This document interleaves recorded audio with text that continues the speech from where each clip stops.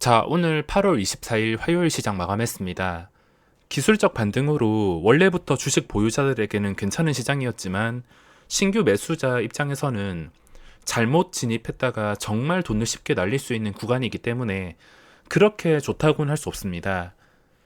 지금 아무 자리에서나 매매하는 게 아니라 매매할 때 포인트는 위험하지 않고 리스크 대비 먹을 게 많은 자리에서만 들어가는 게 포인트입니다.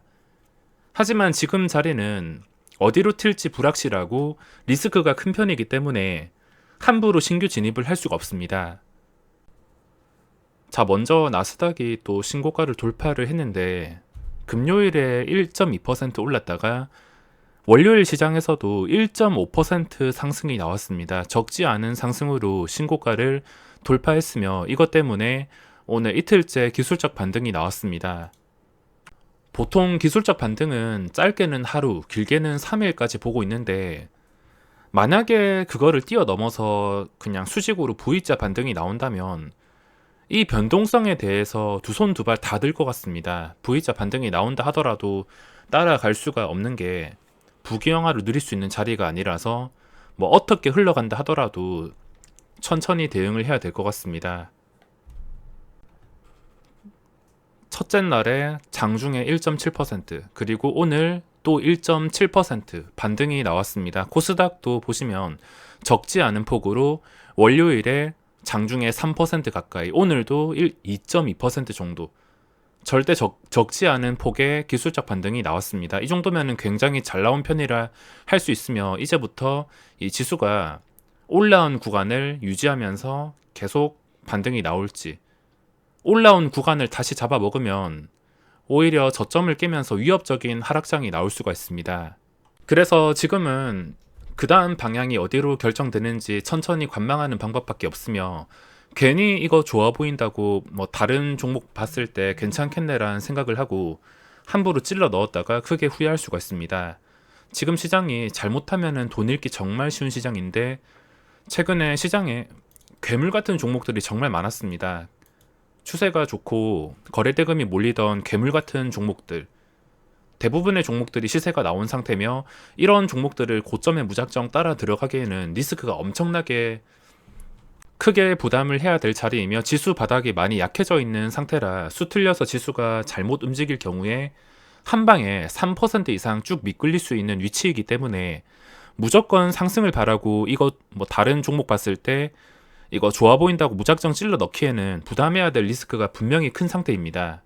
지수가 예전처럼 수직으로 쭉 나스닥처럼 상승한다면 모를까, 그게 아니라면 지금 잘못 넣다가 빠른 손절할 줄 모르면 며칠 만에 10%, 20%가 날아가는 상황이 나올 수가 있어서 안전을 위해서라도 지금은 지수 방향이 결정되는 것을 편하게 지켜보는 게 전부인 것 같습니다. 기존 보유자들 입장에서 말씀드리자면 내가 최근 폭락장에서 일상생활이나 본업에 지장을 줄 만큼 정말 힘들었다 싶으신 분들은 비중을 좀 크게 가지고 가는 것은 위험할 수가 있습니다. 반등이 나온다면 할 말이 없긴 하겠지만 최근에 좀 충격을 받으신 분들은 물타기를 하는 것보다 이 반등이 뭐 계속 유지가 돼서 V자 반등이 나온다면은 그대로 버티는 것이고 좀 본업이나 일상생활에 지장을 주지 않을 만큼만 주식을 하는 게 맞다 생각이 들면 어차피 나중에 시장이 확실해질 때가 계속 찾아오기 때문에 급하게만 생각하지 않는다면은 지금 무리하지 않고서 돈 모아놨다가 나중에 제대로 된 기회를 노릴 수가 있습니다. 살아만 남는다면 기회는 내가 찾아오지 말라 하더라도 찾아오는 게 주식시장이기 때문에 너무 큰 비중은 조심하셔야 되며 내가 이 정도는 버틸 수 있다, 그냥 끝까지 버텨보겠다 하시는 분들은 어차피 심리적인 가격 3,000포인트 이 근처를 두고서 이 3,000포인트는 일시적으로 강하게 지지를 해줄 수가 있습니다. 추락하는 엘리베이터라 생각을 해보시면 일정 층수에서 브레이크가 걸리게 되는데 이 3,000포인트에서 브레이크가 걸린다 보시면 됩니다. 여기서 뭐 잠깐 미끌렸다가 2,970포인트까지 미끌린다 하더라도 순식간에 아래 꼬리 달고 반등이 나올 수 있는 자리이기 때문에 내가 한번 끝까지 버텨보겠다 하시는 분들은 3,000을 기준으로 또 대응을 할 수가 있으며 3,000을 깼다가 그 뒤에 이거를 도저히 지켜주지 못한다면 계속해서 밀리는 계속 회복했는데 밀리고 회복했는데 밀리고 계속 지켜주지 못한다면 저점이 낮아질 수 있긴 하지만 그거는 그 뒤에 문제이기 때문에 지금은 말씀을 드리지 않고 끝까지 버틸 수 있다면 3000을 지금은 기준으로 잡을 수밖에 없습니다. 그 전에 3266은 너무 멀어졌고 이 자리에서 V자 반등이 나온다 하더라도 절대 함부로 따라갈 수가 없습니다. 따라가려면 V자 반등 나온 다음에 최소 한 달 정도는 이 자리를 지켜줘야지 그때 고점을 다시 뚫어주는 그림이 나올 것이므로 회복해준다 하더라도 좀 오랜 시간 동안 지켜주는 그림이 나와야 됩니다. 유지하기 전에 지수는 얼마든지 빠질 가능성이 있기 때문에 내가 잘 모르고 불확실한 상황에서 어디로 튈지 모르고 그리고 바닥에 약해진 상태에서 억지로 진입을 할 필요가 없다는 겁니다. 저는 오늘 좀 심리적으로 힘든 날이었던 것 같습니다. 어제까지 괜찮다가 오늘 오전에 500만원까지 수익 낸 다음에 마지막에 마이너스 300으로 마감을 했는데 체감상 이거는 1000만원을 그냥 생으로 날린 느낌을 많이 받으면서 마감을 했습니다. 장 초반에는 거래대금 몰리는 종목을 뚜렷하게 찾을 수가 있어서 매매를 잘 성공시키는데 그 뒤에 손을 대면 될수록 계속 깎여버려서 오늘 심리적으로 많이 충격을 받았으며 자 코스피 코스닥 오늘같이 어제 오늘같이 1% 이상 올라가는 하루종일 상승장에서는 단타가 할 수 있는 게 그렇게 많지는 않습니다. 급한 기술적 반등 시장 자 차트를 자세히 보시면 어떤 시장이냐면 급하게 떨어졌다가 이렇게 급하게 오르는 구간들 급하게 떨어졌다가 1%대 상승이 나오는 구간들 급락 이후에 급등 이런 구간들이 단타로 대응하기가 굉장히 까다롭습니다. 그 전에 구간들 잘 찾아볼 수 있는데 떨어지다가 2월 1일처럼 이렇게 급등 작정하면은 매매를 하겠지만 이런 날들은 보유자의 영역이라 할 수 있습니다.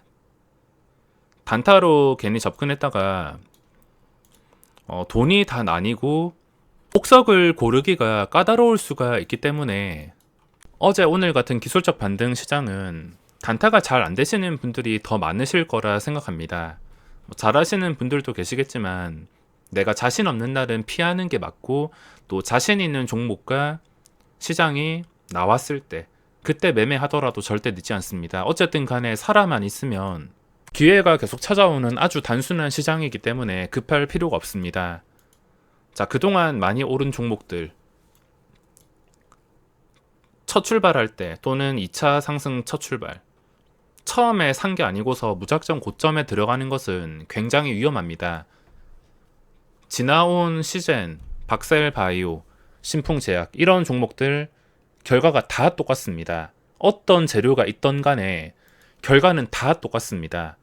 SK바이오사이언스 같은 경우에는 뭐 여기서 또 추가 상승이 나온다 하더라도 이상할 게 없긴 없지만 이런 급등주들 결과는 항상 똑같았습니다. 그렇다고 막 올라오기 전까지 빠진다는 게 아니라 뭐 일정 수준에서 방어가 되긴 하겠지만 영원한 주식은 없다는 것을 알아두셔야 되며 괜히 이런 종목들 최근에 급등한 종목들 상승 초기에 잡은 것도 아닌데 유리한 자리도 아닌데 개인 투자자한테 소문나가지고 고점에 들어오시는 분들이 굉장히 많습니다. 단타 목적이라면 이해하겠는데 고점에서 장기 투자 목적으로 들어오시는 분들은 당연히 다른 사람보다 불리한 싸움을 할 수밖에 없으며 최근에 좀 많이 오른 것들 오늘 윗꼬리가 달린 것들도 몇 개씩 있는데 코스모화학 같은 경우에 무섭게 윗꼬리가 달렸습니다. 차트 자체는 굉장히 좋았고 단일가 끝난 다음에 시세가 나왔는데 이렇게 윗꼬리가 달렸으며 그동안 잘 나가던 종목들 카카오뱅크도 힘을 쓰지 못했습니다. 중요한 자리가 89,100원인데 이거를 깨버리면서 마감했습니다. 이거를 깼다는 것은 추가 하락이 나올 가능성이 높다는 뜻이며 다시 반대로 이걸 회복해 준다는 것은 추가 상승이 나올 수가 있습니다. 이 자리를 지켜주냐에 따라서 대응책이 달라지기 때문에 그렇게 어려울 건 없습니다. 그리고 코스닥에서도 그동안 잘 나갔던 종목들 에코프로 HN 급하게 오를수록 떨어질 때도 급하게 떨어질 수가 있습니다. 고점에서 물리신 분들은 벌써 반토막인데 자신의 그릇을 뛰어넘는 상승이 나왔다면 그냥 깔끔하게 포기를 하셔야 됩니다. 그리고 한국 BNC라는 종목도 아까 코스모화학처럼 똑같은 캔들이 나왔습니다. 이런 캔들에 물린다 생각하면 정말 아찔한데 시장 곳곳에 함정이 많습니다. 삼성전자가 그동안 하락한 거에 비해서 뭐 거의 회복도 하지 못했지만 오늘 3% 강한 상승이 나왔으며 나머지 거래대금 상위에는 엉망진창의 종목들을 많이 찾아볼 수 있습니다. 오늘 극과 극일 텐데 들어갔다가 잘못 물리신 분들 많을 것 같습니다. 이런 시장에서 괜히 좋아 보인다고 무작정 들어갔다가 손해를 입을 수가 있습니다. 저도 그럴싸한 계획을 가지고 들어갔지만 손해를 입으니까 머리가 멍한 상태인데 일진 다이아라는 종목이 있습니다. 오늘 내일 청약이 있는 일진 하이솔루스에 저도 풀 청약을 넣을 생각인데 그 종목이 좀 대박이 나지 않을까 싶어서 일진 다이아에서 호가 단위가 변하는 5만원쯤에서 좀 활용을 할 수 있겠다 싶어서 들어갔는데 계획은 그럴싸했지만 장중에 뭐 매수 대기도 거의 없이 정말 쉽게 밀렸습니다. 5만원도 계속 지켜주지 못하더니 결국에 이런 식의 하락이 나왔는데 이 하락에서 버티지 못하고 좀 크게 손절을 했습니다. 비중이 적은 편이 아니었기 때문에 오늘 이 종목에서 실패를 했으며 또 매수할 거면은 하고 싶은 종목들은 쉽게 찾아볼 수가 있는데 시장이 만약에 무너진다면 멀쩡한 종목이라도 그 시장에 영향을 받을 수 있으므로 쉽게 손이 가지 않았습니다. 후성이란 종목도 들어갈까 말까 계속 고민을 하다가 일진 다이아에서 실패를 하니까 그냥 시장이 좀 안정될 때까지 기다리는 게 맞다 생각해서 구경만 하고 있습니다. 자, 기술적 반등이 이틀 나왔습니다. 상승도 그렇고 두 번째 반응까지는 쉽게 움직이며 쉽게 대응을 할 수가 있습니다. 하지만 세 번째부터는 난이도가 어려워지므로 어디로 움직이는지 천천히 보고 결정해야 됩니다. 카카오뱅크를 예로 들자면 제가 이날 전부터 설명을 드렸는데 두 번째 상승까지는 어떻게 활용을 할 수가 있습니다. 근데 세 번째부터는 어디로 튈지 모르고 굉장히 까다로워질 수가 있으므로 진정되고 나서 이런 식으로 방향이 결정될 때 제가 첫날에 말씀을 드리고 그리고 진정되면서 금요일 제가 주말을 통해서 올려드렸습니다. 8월 13일 시장 끝나고 나서 주말에 카카오뱅크가 떨어지지 않는 것에 대해서 영상을 올렸었는데 카카오뱅크처럼 첫 번째, 두 번째까지는 대응이 쉽지만 세 번째부터는 어려워집니다. 이 기술적 반등도 마찬가지. 첫 번째, 두 번째 나왔습니다. 지수가 V자 반등이 나오기를 기다리며 이번 영상은 여기서 마무리하겠습니다.